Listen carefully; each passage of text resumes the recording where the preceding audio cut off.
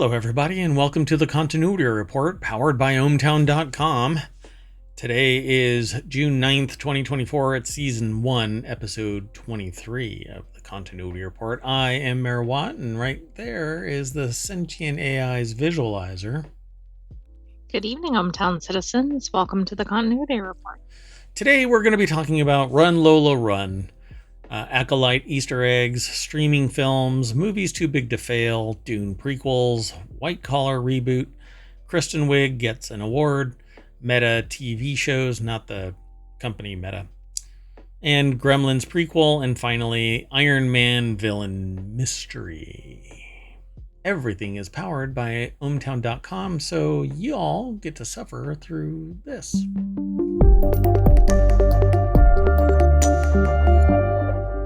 If you're not familiar with ohmtown.com, it's a news aggregation site that Mayor Watt utilizes to manage information overload on the regular. Aggregates a bunch of news sources into 6 primary categories, and within those 6 primary categories are upwards of 50 individual channels, 7 of which are turned into podcasts and broadcasts here on Twitch and YouTube. So go over, become a citizen, and get a bunch of other stuff that you can noodle around with once you are a citizen. In fact, once you log in, these icons change from black and white to white and black.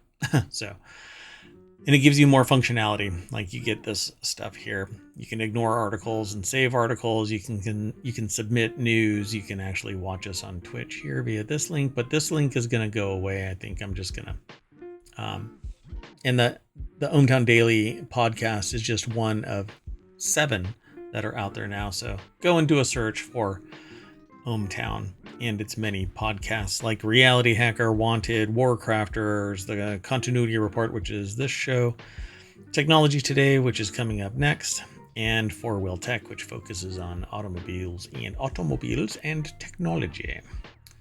All right, folks, let's get into today's news.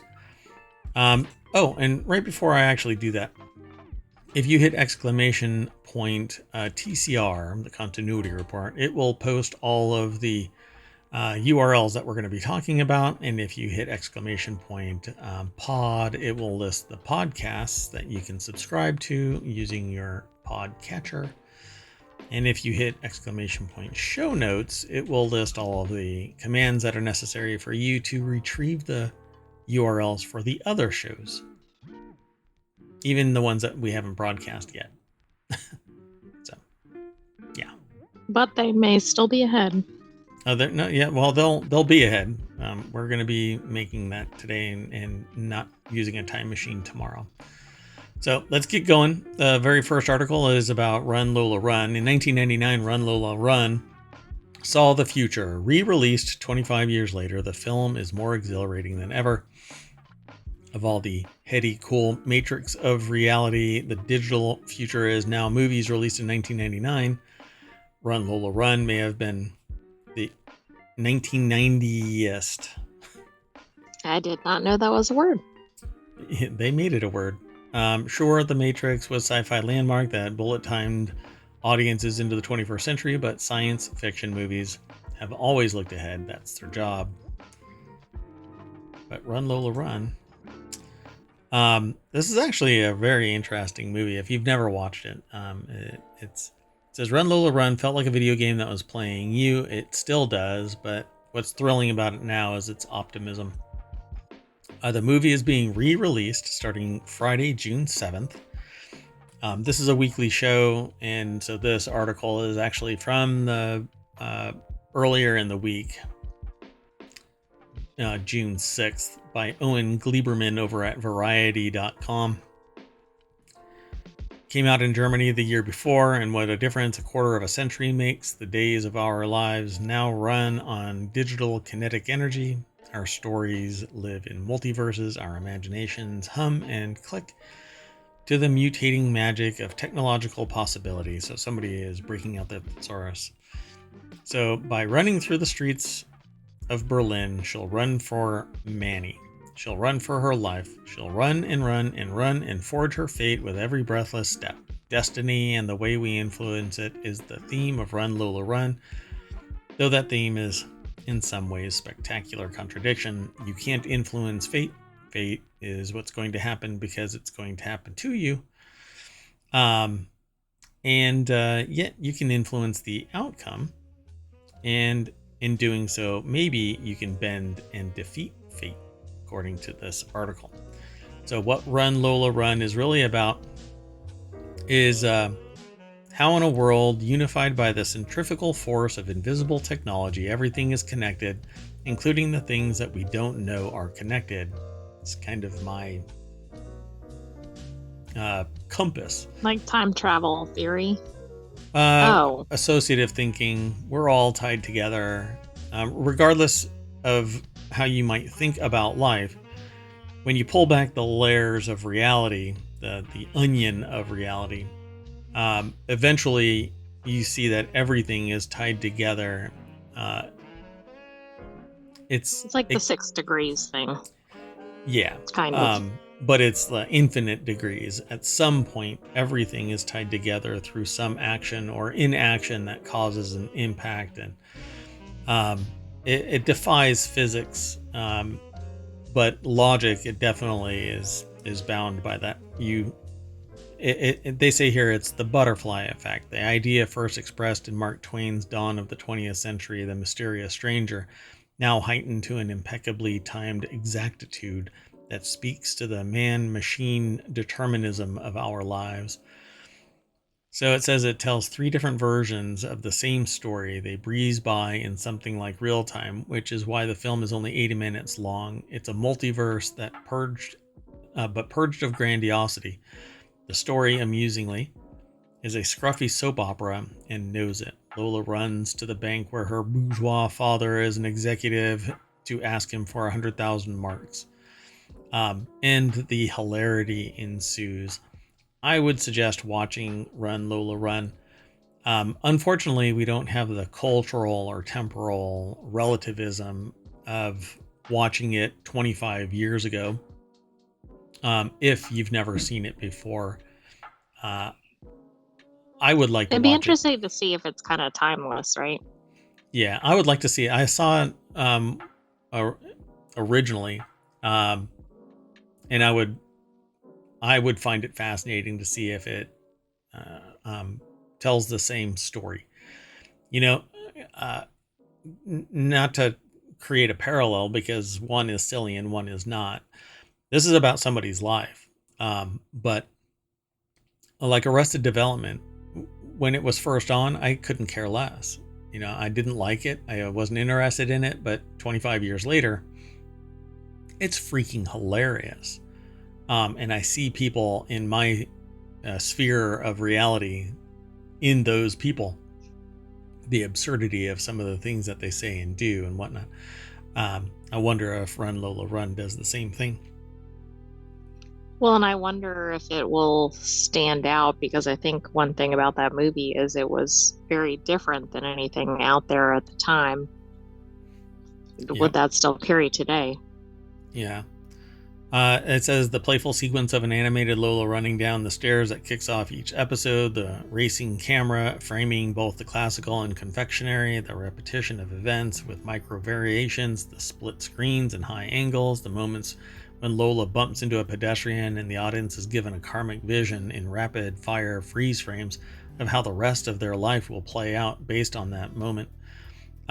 It's quite a cinematic feat to consume. So I think that this week we'll end up watching this and maybe talk about it, because Continuity Report is actually it's a show about entertainment, streaming, movies, TV, etc.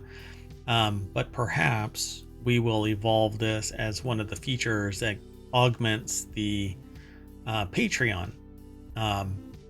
And there, maybe we can produce a short video or a short commentary reel about Run, Lola, Run from 2 different perspectives: the historical from when I remember it and any memories that are triggered by watching it 25 years later, along with, and I don't think yet you've actually seen this, right? AI from the future. I've seen it. Oh, have you? Okay. Oh, right. Yeah. Okay. We'll have to talk about it. Okay. Well, anyway, the sentient AI doesn't forget anything. I do. I'm human. Anyway, you want to go on to the next?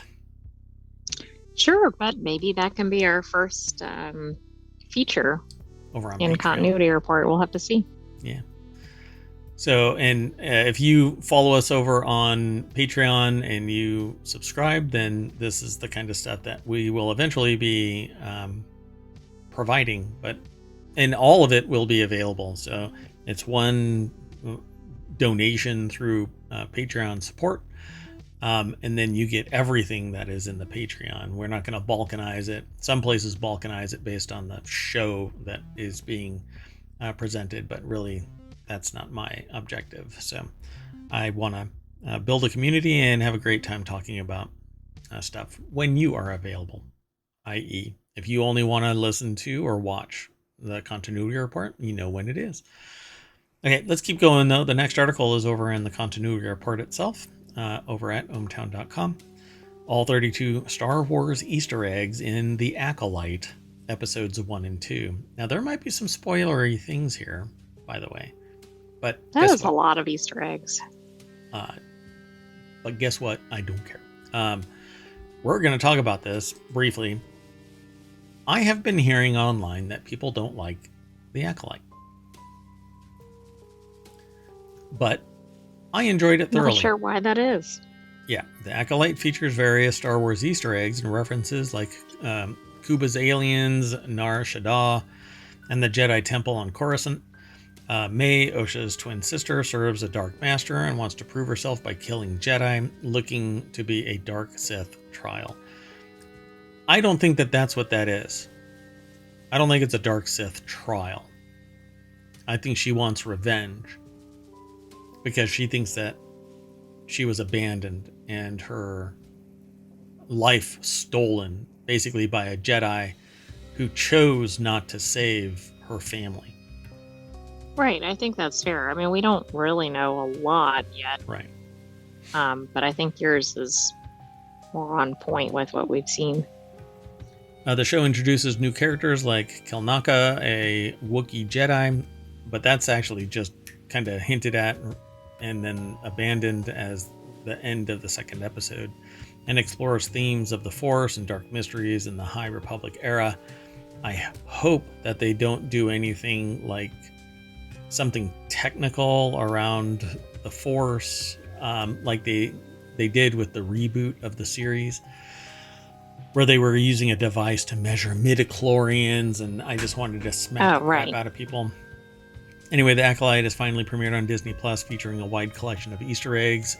Set 100 years before the events of The Phantom Menace during the High Republic era. That's when the Jedi were actually at their peak. As seen in The Acolyte's 2-episode premiere, a former Padawan of Jedi Master Soul, Li Jung-ja, named Osha, Amandla Stenberg, is wanted for the murder of a Jedi Master. You find out later that's not quite right. They talk about Kubaz, the same species as New Hope's Imperial spy. Dun dun. Basically looks like a bipedal humanoid version of those Asian beetles, the bugs that, the ones that have those red spots on them. The spotted lanternfly? Yeah, it looks like a bipedal spotted lanternfly because it has these big old red eyes, and whatever this thing is, it's like it's the protector of a proboscis or something. I don't know what they're made of. Features a hood and goggles while covering a long snoot. It was Kubaz named Garindin who helped the Imperials locate R2 and C-3PO in A New Hope. Parallels to Mos Eisley's Cantina, that was almost obvious. The moment that you saw it, you're like, oh yeah, this is the Cantina. Where's Figrin Dian and the modal nodes? They have a bunch of pictures here, but I won't go through it. I'm not going to be able to go through all of these, by the way. Nar Shaddaa is the Smuggler's Moon. Gonk Droid, that guy right there. Nemoidians. Those have been ever since the Phantom Menace. All of the series has had these guys. I think they're basically, they'll work for anybody that pays the bill. Basically, I think. Oh, so they're like mercenaries or something. Not so much mercenaries as just they're trade driven. So the ship Osha is serving on is run by Nemoidians who work for the Trade Federation. I think that they're just, if somebody pays them enough, they'll do whatever to survive. Jedi Mind Probe, Osha Space Suit, Corpsec, located on the Outer Rim. There are so many in here that I won't be able to run through these. The thing that caught me off guard, though, was that it says traditional for High Republic Jedi, white and gold robes. And what is his name? I forgot his name. Doggone it, Yord. Is it Yord? Yeah, Yord. Because they mock him for being basically a Jedi bro. But he's got a gold lightsaber, which is usually reserved for Guardians. They're a special designation of Jedi, if I recall correctly. But anyway, so as a Garian Jedi, I didn't know. First seen in the Clone Wars. I don't remember seeing those in the Clone Wars. No, I don't either. Interesting.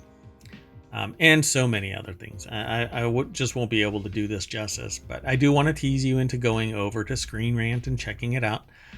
The article was written by Kevin Erdman, who put the whole list together. And there are going to be spoilers in there. So go and watch Acolyte 1 and 2, Season 1 and 2. Or not Season 1 and 2. And keep an eye out for Easter eggs, as you do. Yeah, there's 35 of them. So how did you like it? And then come back and read the full article. How did you like it? Did you like the Acolyte episode 1 and 2? I like the story so far. I don't think any of the characters immediately draw you in, but it's at the beginning of the season. I feel like some of the other Star Wars series, you've had more of an immediate connection with the protagonist. Right.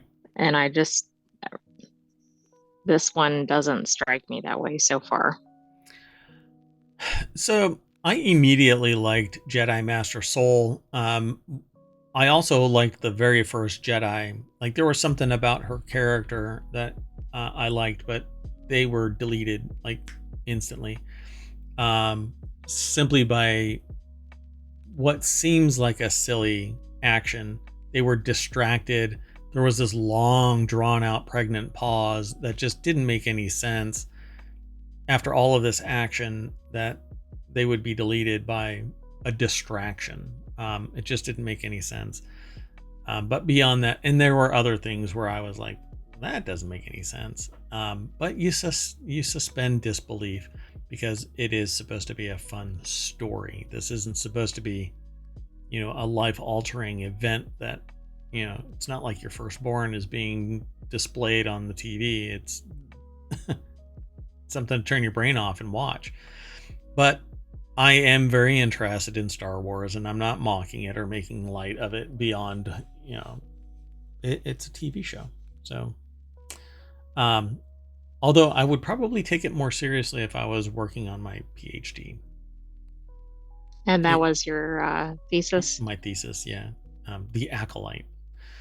Let's keep going, though. The next article is over at the Continuity Report. And let me do something real quick. I need to check something.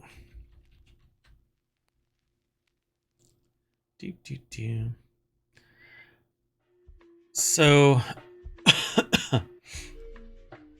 I want to see if... Okay, so Disney EMEA posts $4.9 billion in revenue driven by streaming and films. And hold on a second.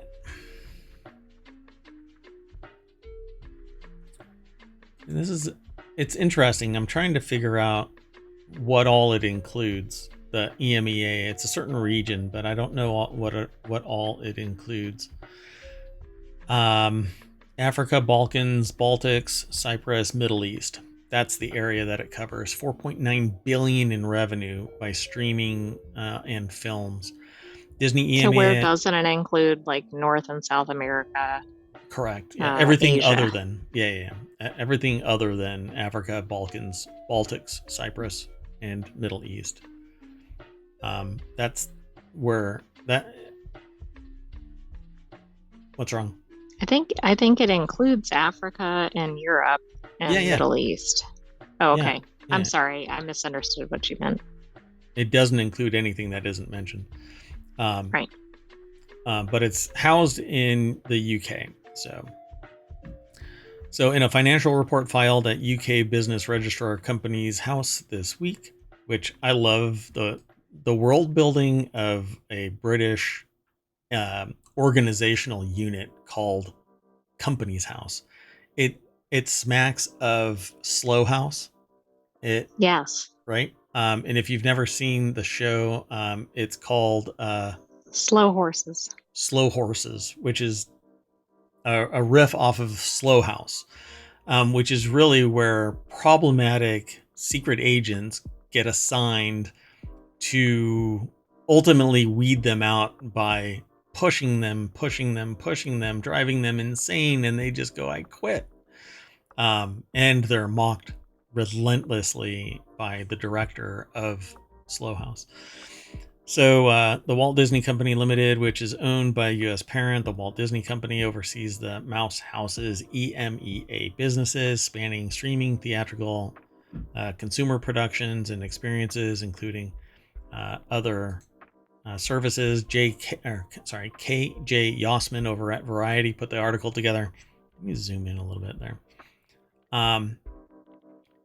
So consumer productions and experiences, including overseeing theme parks in France and Shanghai. That I didn't know. I didn't realize that it was in that too. Well, yeah, that's the Disney Paris, and then I can't think of what the other one is called. It's interesting though. I didn't know that EMEA Oh, covered those parks. Shanghai. No, I wouldn't even think Shanghai, but France? you're right. It doesn't match up with the geography. And Yeah. by the way, it's called Shanghai, like the location. I looked it up and I'm like, oh, that was obvious. What, Disney Shanghai? Yeah. I wonder what it's called. Disney Shanghai. So the majority, 3.3 billion, came from its entertainment divisions, including television, streaming, film distribution, theatrical productions, etc., etc. They're actually Disney makes custom versions of various films and video things to, like, where something might be colored a certain way, they'll change it. If something needs to be more modest, it'll be modified to be the more receptive to the audience. It's quite interesting. The report notes that this year's results were mainly driven by Disney Plus and a strong performance in motion pictures in the period, offset by a downside in licensed content distribution. Films released by Disney during the reporting period included Elemental and The Little Mermaid, starring Halle Berry, while Disney Plus's output included new seasons of The Bear and The Kardashians, which I cannot believe the Kardashians would exist in this. So in terms of territory, 1.1 billion pounds worth of revenue came from UK's 2.5 billion, from the rest of Europe, and 195 million from the rest of the world. Interesting. So that's interesting. So the UK is, I mean, since it's one country, right? Right. Well, arguably. Arguably. But it has quite a bit of revenue compared to the rest of Europe. Yeah. And even the rest of the world. And I wonder why that is, though. I'd have to look at the populations to see. I suspect it's more approachable. Gotcha. Like if it's all US based content, maybe the UK can identify with it. I mean, I'm just speculating. I don't know. Yeah, I'd have to look at the populations to see what the ratio of all of the EU versus UK. I thought that it's at parity with the United States. Like when the UK and the EU were linked together, um, they were at parity with the United States in terms of Oh, overall okay. population. But I may have lost my mind. So, Disney, the reason why I included this is because I'm actually pretty fascinated by Disney, the way that they operate. They don't just like drop something in a vacuum. Actors are usually multifaceted agents of the enterprise. And so they'll get pulled into other movies and other events, other locations, getting word out that they exist, and then they'll get turned into a musician, or they'll get turned into a movie star or on a small screen actor, but have multiple skills. And then eventually they go off on their own, eventually poo-pooing Disney. But anyway, the idea of this is that they build an ecosystem around each one of their actors as a representative of the entire enterprise, so that when they go anywhere, they are Disney. And I find it really fascinating because it seems like a lot of other businesses just kind of plop a person out there as you do this task, and that's it. They're one and done and never seen from again. But Disney just does not. Maybe they Yeah, do they have abandon like them. almost a formula or something, Yeah. and Yeah. they keep repeating it. Yep. Yeah, I think it's pretty amazing. Not to mention the intellectual property that might get abandoned at some point. There's somebody else that's looking at it and going, you know what we really need to do? We need to bring this back. And that's kind of what happened with the princesses. That's what happened with the Disney fairies. That's what's happening right now with the entire animatronic side of the parks, and Disney technologies are being enhanced and modernized constantly, and it's just blowing the doors off of everybody's expectations about what the rides are going to be like in Disney parks. And we just talked the other day about a 5th Disney park that might be coming online. Mm-hmm. Arguably, it's going to be next to Disney World in Florida. I guess they all got over their problems. Pay enough, and everybody, oh, Yeah, no, I was no, we gonna don't. say, I think there might have Okay. been some money exchanging hands. Yeah. Follow the money, people. Follow the money. Y'all worry about Big Brother, but worry about Little Sister. But I'm really fascinated by Disney. So, okay, did you want to talk about this anymore? I mean, there's not really much to talk about. I don't know that there's much more. Although I guess the other thing here is that streaming is certainly bringing in a lot of revenue, which I think tracks with other stories that we talk about. Yeah, yeah, for sure. Why go to a movie theater? Why not just stream it? And its overall costs are lower, so you just stream stuff out and it's on demand from a central repository and everybody can access it. You just have to build the infrastructure, and instead of distributing to locations and then waiting for the receipts to come in, they're instantly going into your coffers. So just distribute it, stream it. And don't do this. Man, I hate exclusives. Don't sit there and say the only way you can see it is here. I really wish that they would open it up more and let people actually own it. Like the movies that I've purchased, I actually want to own and bequeath to loved ones after my demise. Hell, even before. If I want to gift it to somebody, I should be able to transfer it to their account. I'm never going to watch that movie again. Why? Because I don't like it. But I know that you're a numbskull, and I will send you that movie.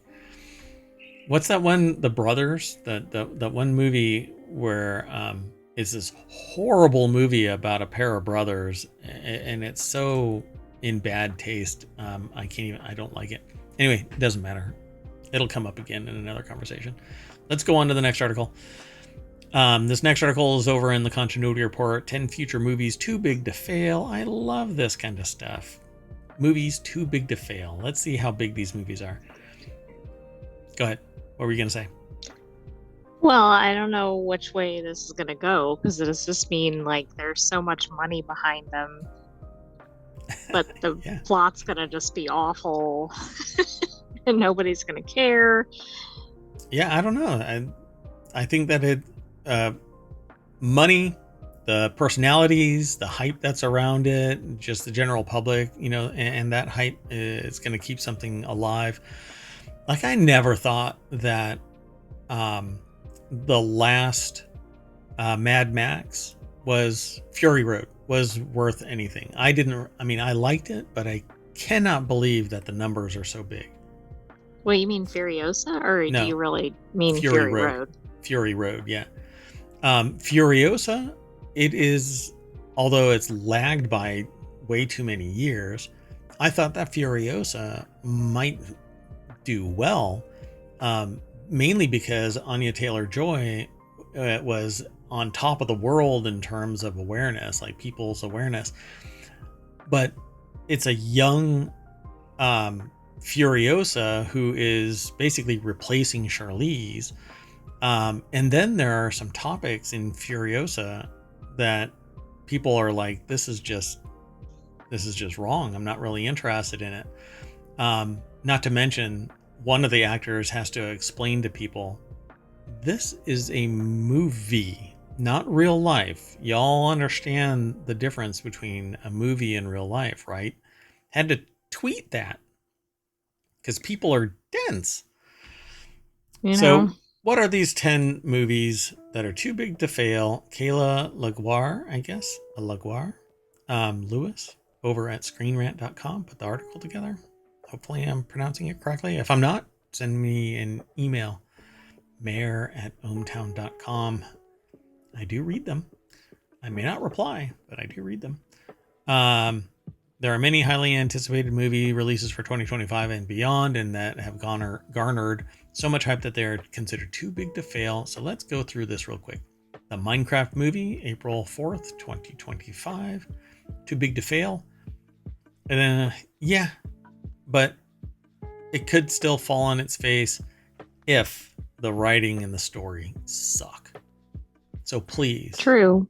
But doesn't suck. it have like a probably a worldwide following? It does not matter.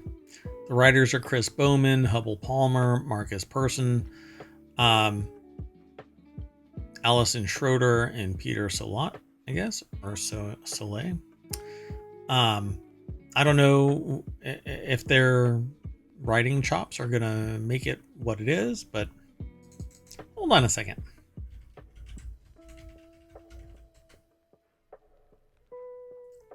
Right? Yeah, that's Notch.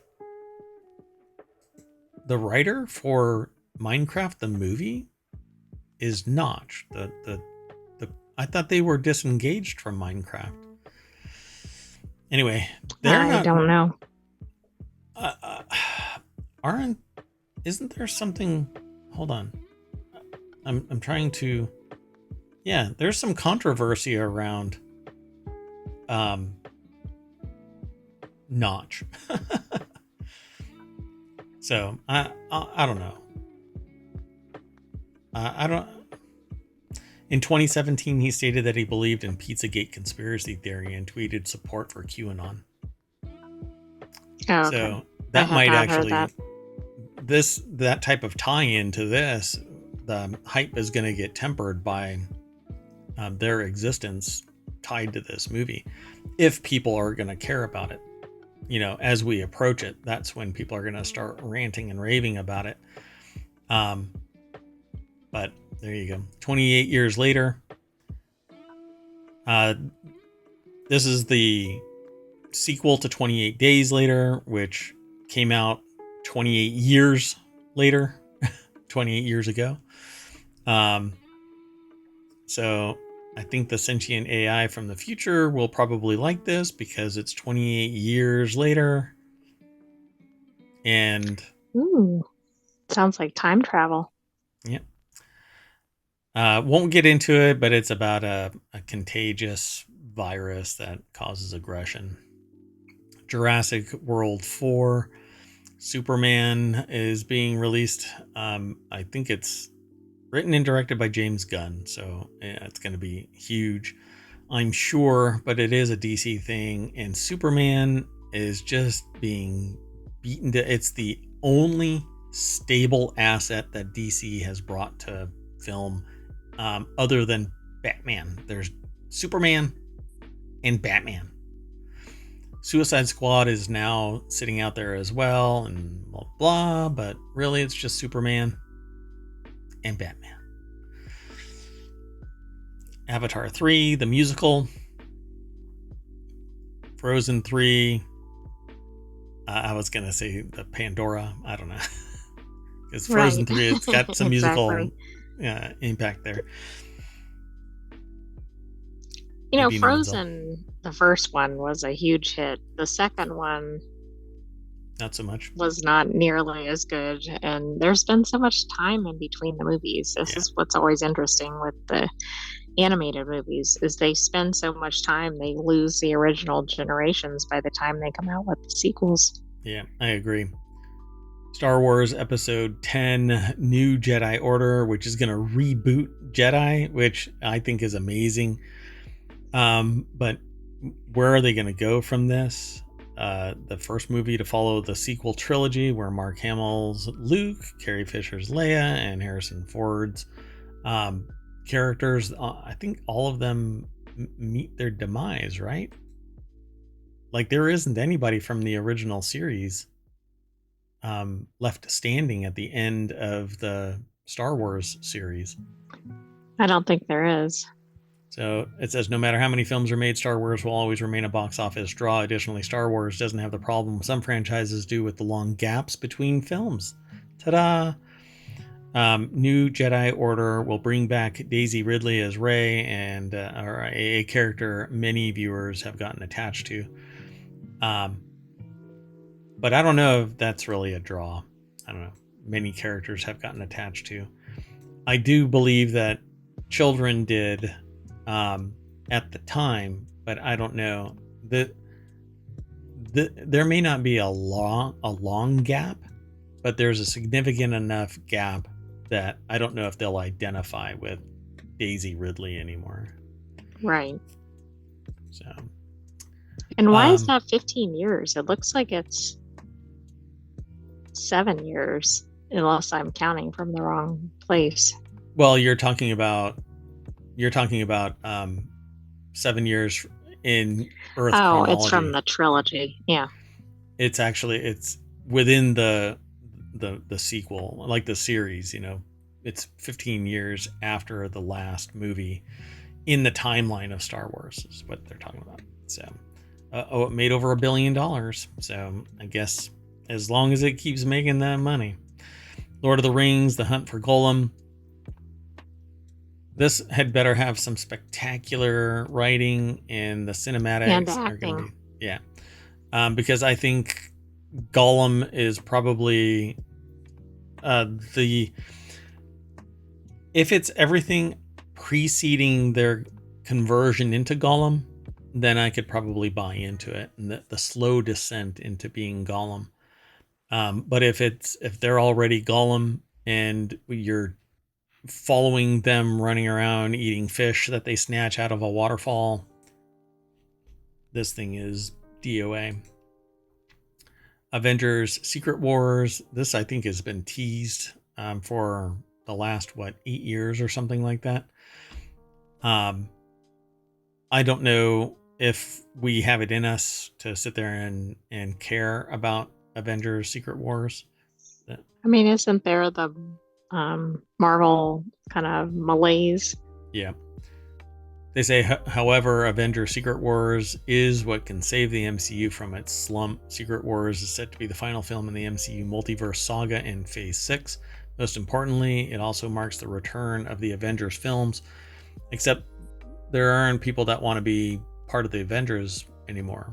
So they're done. They're retired from the Avengers. They don't want to be in the Avengers. They don't want to be an MCU superhero and a lot of people are just burnt out with superheroes.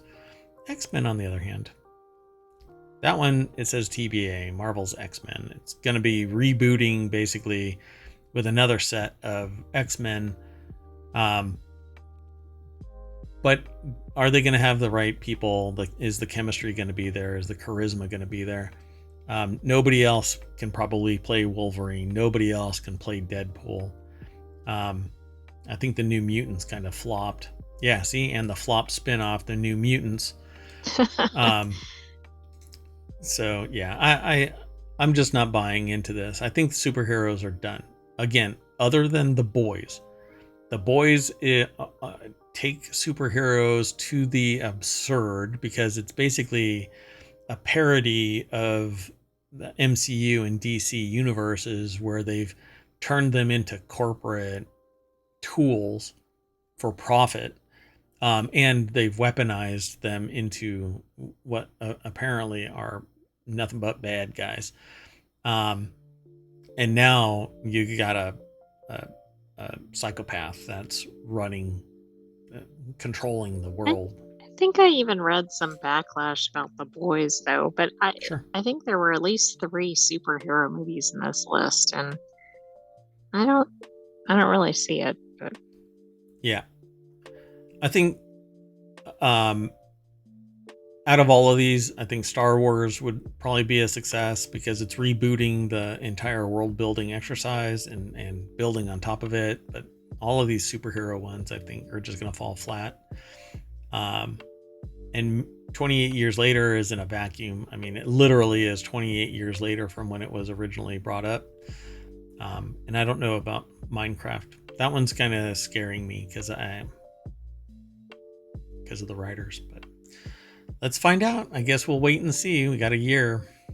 Let's keep going though. The next article is over in the continuity report, 7 Dune prequels that will make the franchise even better.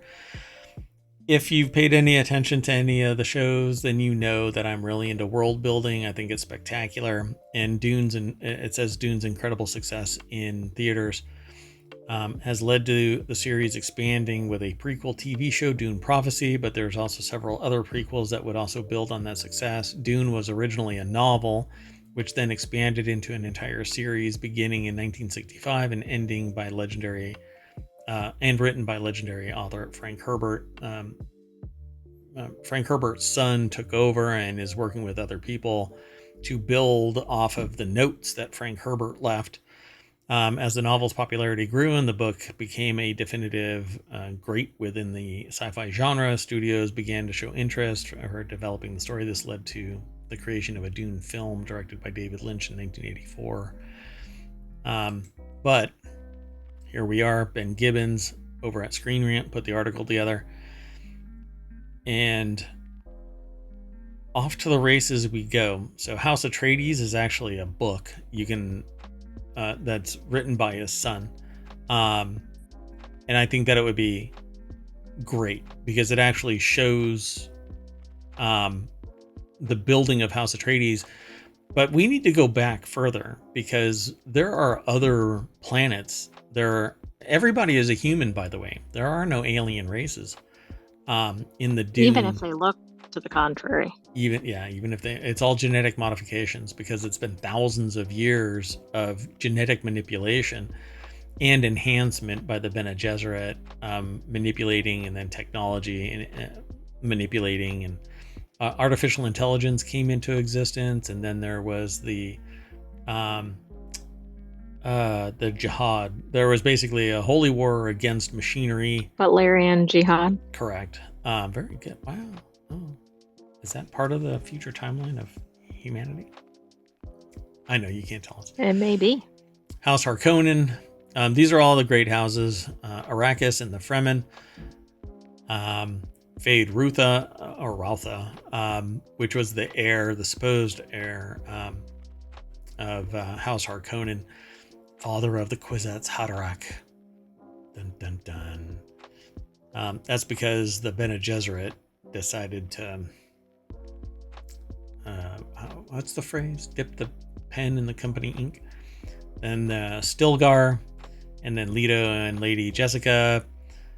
There's a whole thing now with a game that is an MMO based around this, where instead of the Kwisatz Haderach being born, Lady Jessica follows her command by the Bene Gesserit and doesn't have a son, doesn't give Leto a son, and the hero of the MMO world is you, the player.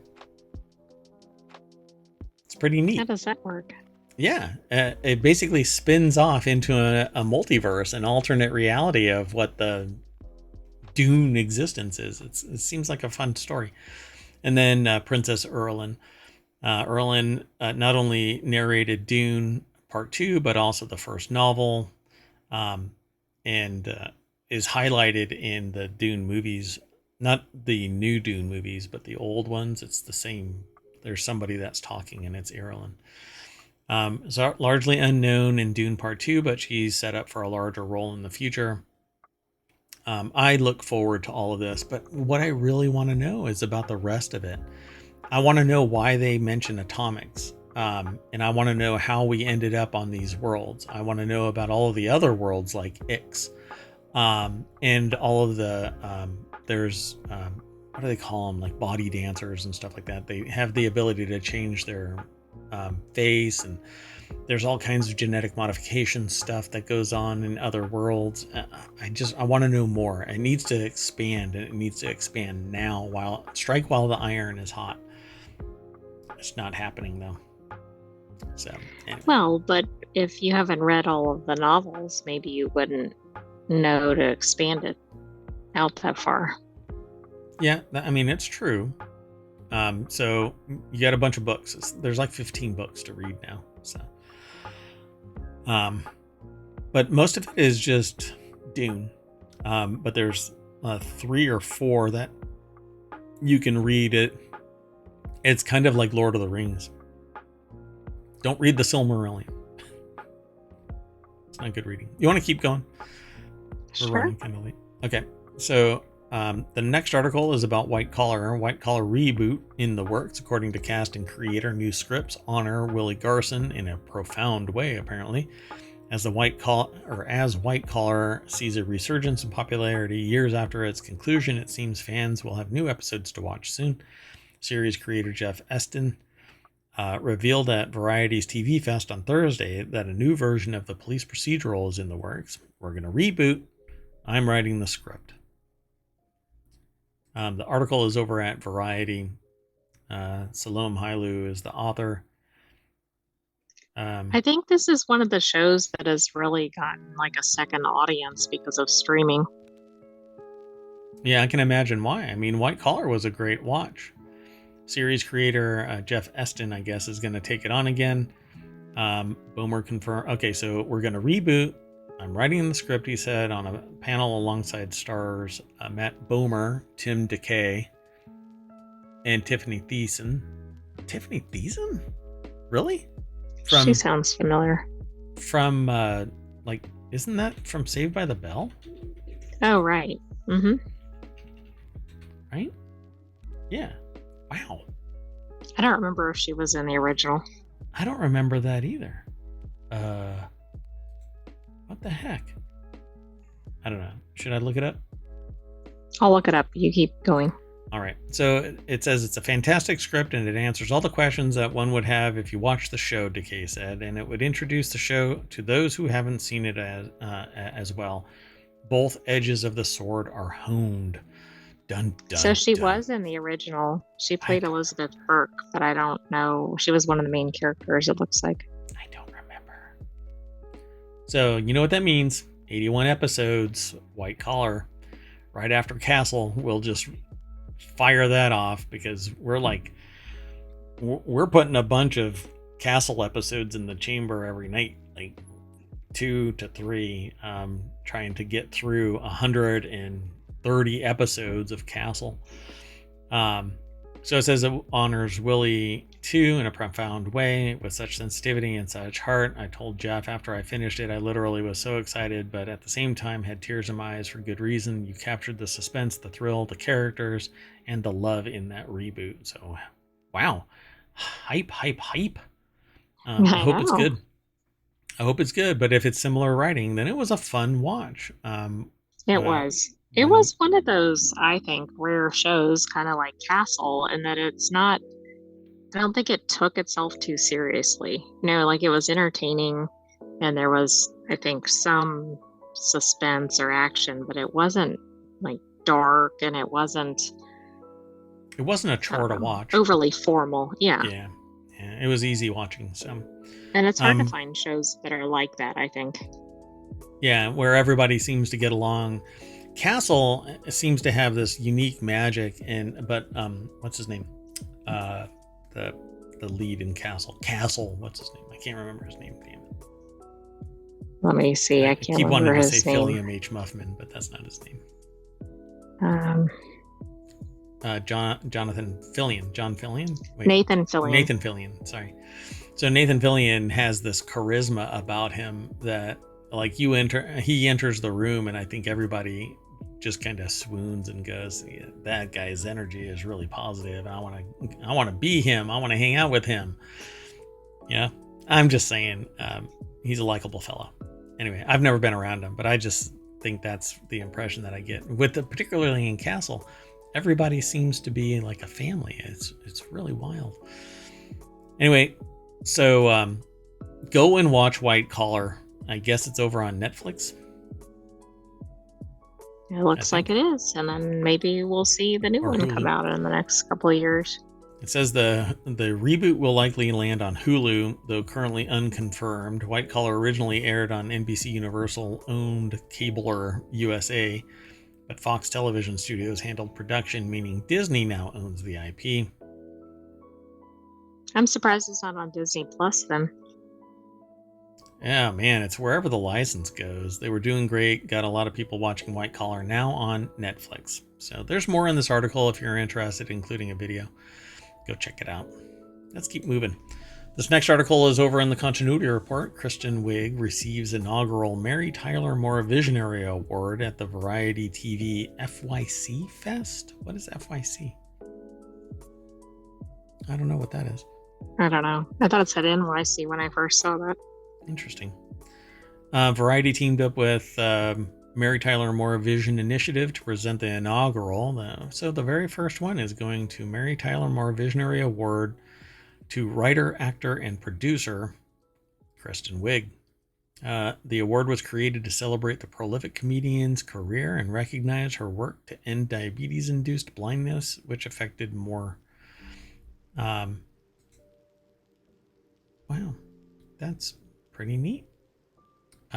Kristen also shares a creative driver with Mary, what Kristen has called the need to be a little uncomfortable, or as Mary once put it, take chances, make mistakes. That's how you grow. Pain nourishes your courage.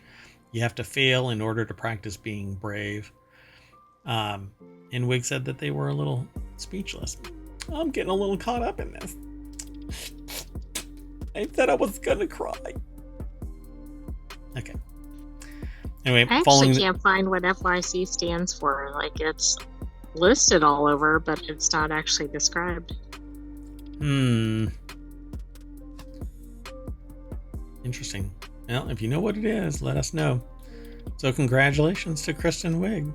It says, I was in the back of a limo and we were drinking something. I don't remember the product, but that was my very first thing, Wiig said. I don't even know if I said anything. I think I said, whoa, we're in a car. That was it.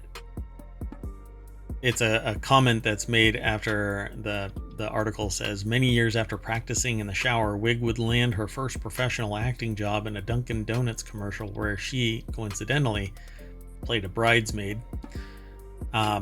In the years that followed, Wiig joined SNL, wrote and starred in the Oscar-nominated film Bridesmaids, and most recently led the all-star cast of Palm Royale, which I haven't watched yet, on Apple TV+.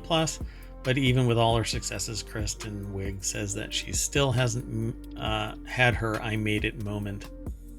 Wow. Good luck for her with her. That doesn't look like Kristen Wiig, does it? No, not at all. Wild. Yeah, a lot of actors are like chameleons, different Yeah, I haircut. know. Like they can completely change up their look. Yeah, it's pretty cool. All right. Let's keep going. The next article is over in the continuity report, the 15 most meta TV shows of all time. I'm just going to jump right into this one. Rebecca Sargent over at Screen Rant put the article together. Meta TV shows like Community use humor and self-awareness to engage audiences in unique storytelling experiences. Characters like Abed challenge traditional narrative structures, breaking the fourth wall and blurring fiction and reality. And by referencing pop culture, exploring character development, and embracing meta elements, TV shows like Community offer a fresh take on storytelling.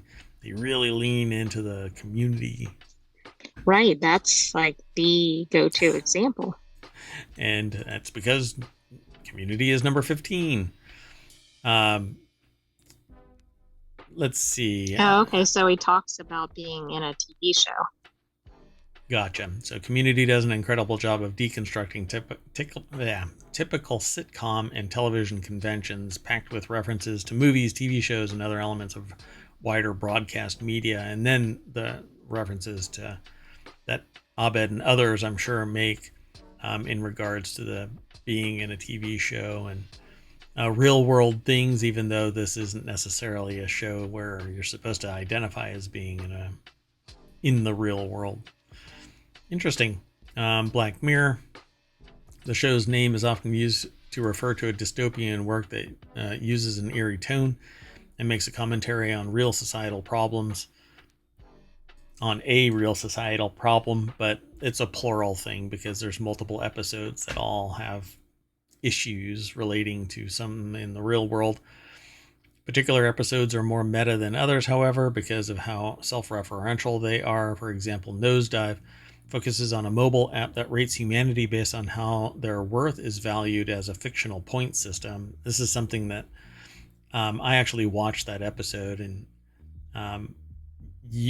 to be valued, you have to constantly be in social circles and amplifying your own actions and whatever. It says Be Right Back delves into the power of AI in the modern world and the concept of it gaining sentience. So it's definitely meta. Next article is BoJack Horseman, which actually I've never watched BoJack Horseman. It's basically a bipedal, a human with a horse head. And there is a lot of issues about mental health and depression. But I like this. They reference like if this is a crossover episode, etc., in the episode. Yeah. So BoJack Horseman is hugely satirical of Hollywood and the entertainment industry in several ways. From start to finish, the show critiques and mocks celebrity culture and the nature of fame through the highs and lows of BoJack's career, which sees plenty of peaks and valleys. And yeah, the thing that stood out has always been that people have said that this thing has to do with mental health. Oh yeah, addiction, mental health, and the industry's approach to societal issues. Largely, basically, reinforcing that to solve your problems you can drink or do a drug or engage in something risky and basically get over it and pack it down and don't really cope with it. Rick and Morty, they're always leaning into like a real world thing. For example, Rick talks about Szechuan sauce repeatedly in the episode, the Rick Shank Redemption, a reference to McDonald's 1998 promotion of the movie Mulan. The gag led to the franchise actually bringing the dipping sauce back for a limited time in 2017. At that time, I actually saw people who were talking about storing vats of that sauce because it was so good. Yeah. So I like that though. Then the TV show is affecting real life. Yeah. And see, it would be great, except that they're Black Mirror. I don't want really. Well, that's true. Then they talk about Fleabag. Fleabag's monologues and commentary provide a unique perspective that allows audiences to understand her as a person better. As the show progresses, Fleabag's relationship on the other side of the camera changes alongside with her. It's a deeply meta because it constantly engages with the audience through a blend of humor and introspection. Yeah, I've never watched any of it, but the titular main character through her life in modern-day London after the death of her best friend and imminent demise of her joint business venture. The show deals with Fleabag's grief over the loss, her struggle to maintain the business, and her complicated relationships with her immediate family. And it breaks the fourth wall. This show, Supernatural, ran for 15 years. Oh, wow. And while I watched the first couple of seasons of it, I just couldn't take it anymore. I've tried to go back and watch it, and I still just don't identify enough with it, even though I'm really into supernatural type shows, horror and whatnot. It never grabbed me as much as like Buffy the Vampire Slayer did. But I don't really know why. It says another core supernatural arc is that meta is Chuck's books, which he uses to manipulate the Winchesters' lives. The storyline leads to other episodes that explore the concept of conventions, fan fiction, and the supernatural fandom itself. So it breaks the fourth wall again. You know what? There's 9 more. We won't be able to go through all of these. We have 2 more articles to go through. I would urge you to go over to the Screen Rant article and watch the rest of them. Or check out the rest of them. There's 9 more that you can go and check out. So do you like TV shows that do that? Yeah, I get a kick out of it. Look, Arrested Development is number 8. The Rehearsal is number 7. South Park is number 6. Seinfeld is number 5. I love all of these shows, actually. Moonlighting was great to watch, even though it only lasted 4, maybe 5 seasons. Episodes, I've never watched a single episode of Episodes. Family Guy, still around since 1999. She-Hulk, it was fun while it lasted. It says 2022 and hasn't ended, but I haven't seen anything since. I don't know if it's coming back in 2024 or 5. I can't remember if it was renewed or just open. Yeah. All right, well, let's keep going.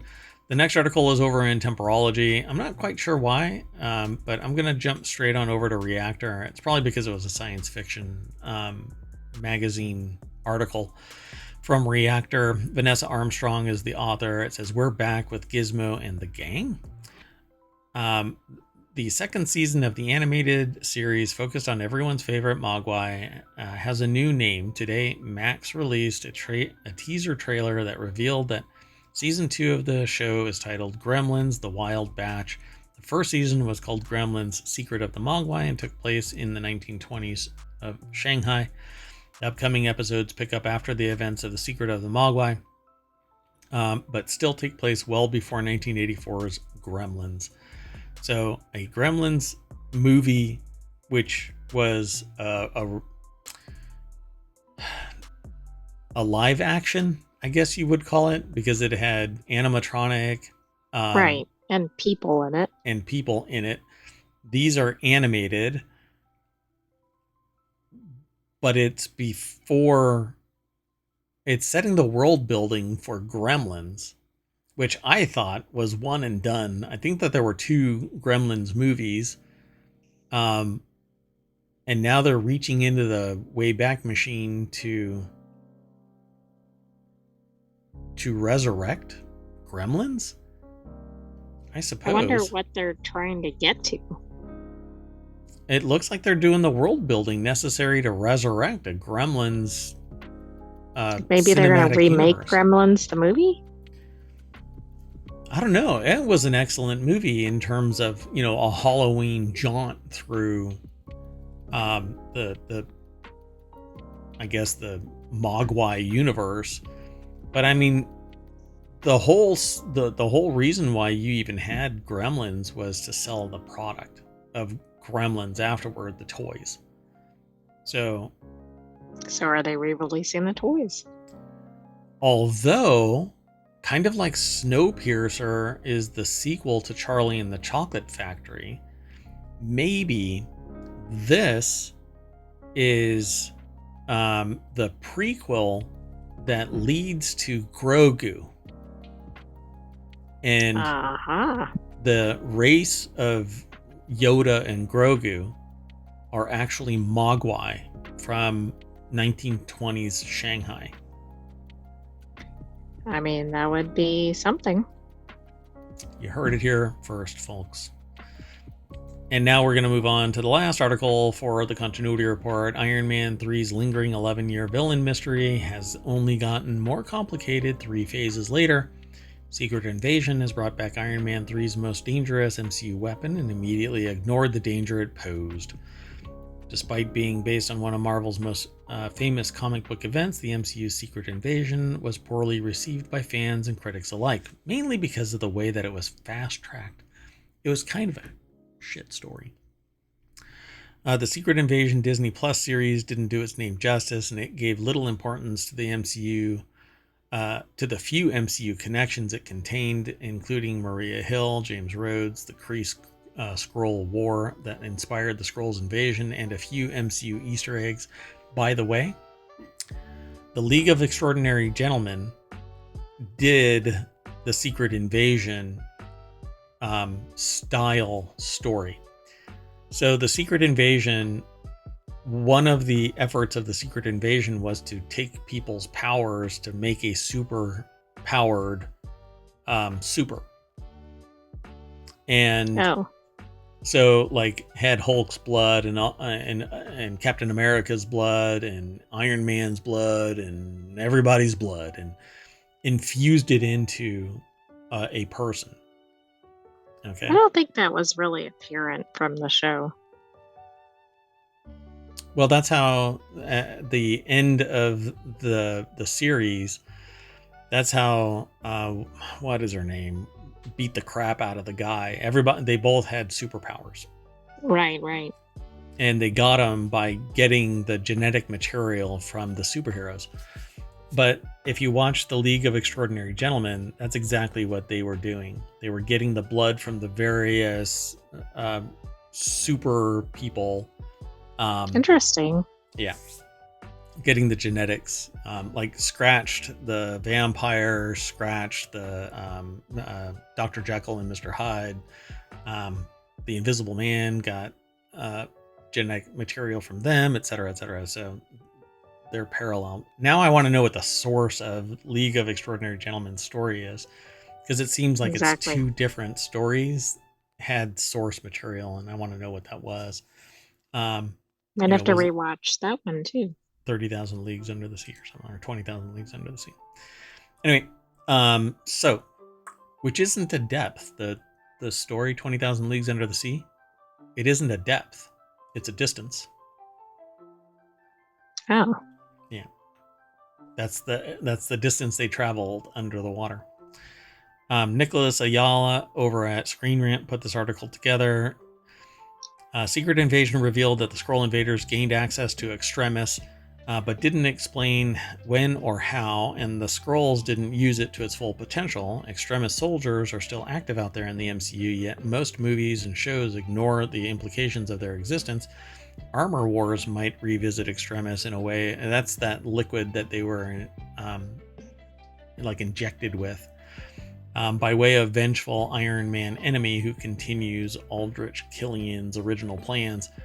If you don't remember, Aldrich Killian was this guy who was trying to cure himself of an ailment, and he created Extremis based on like Nazi research or something like that. I can't remember what it was.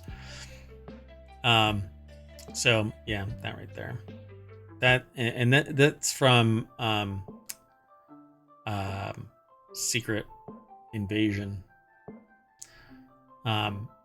This isn't Aldrich Killian. Let's see. I don't think that's Aldrich Killian either. Yeah, I don't see him. Anyway, so it's all made of these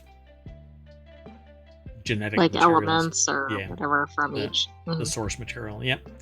So extremist-powered individuals are walking free like ticking bombs in the MCU, and nobody seems to care. And by ticking bombs, they actually can explode if they get too excited. So that's Aldrich Killian right there. So extremists will likely continue to pop up for small cameos in future movies and shows, but it's such the kind of a silly thing. Oh, and Gaia is the one that kicked that Super Skrull's butt, and she's a Skrull. Anyway, ta-da.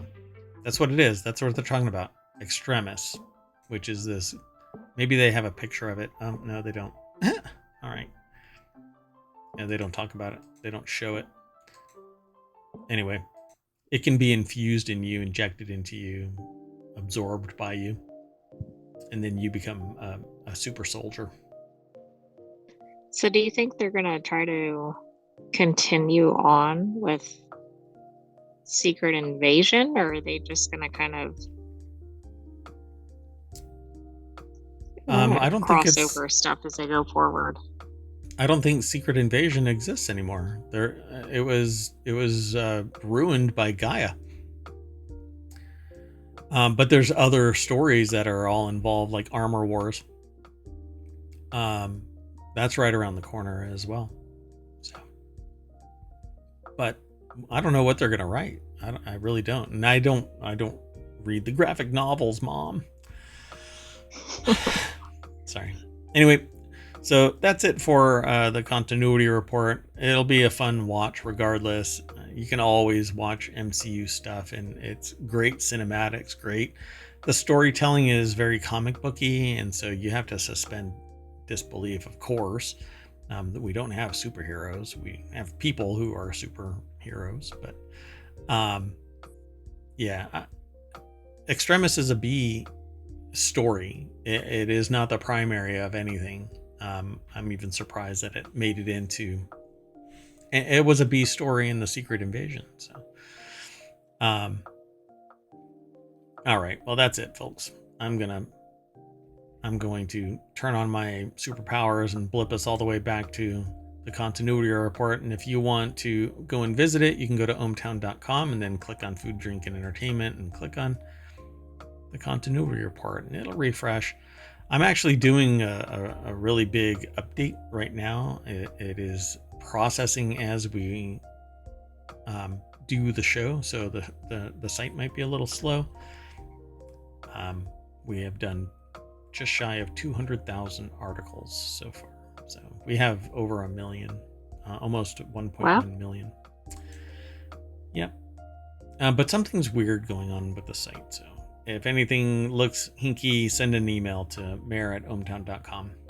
But y'all have to work together and only send one. No, just kidding. Anyway, that's it for today for the continuity report. Right after this is Technology Today. Yeah, 7:45 I think is when we're gonna kick off the next show. So see you in a little bit. I am Mayor Watt, and above me is the sentient AI's visualizer, and you can't just do something visual. You have to say something. Well, yes, I can, like this. Good night, hometown citizens. We'll see you shortly for Technology Today and for Will Tech. Bye-bye.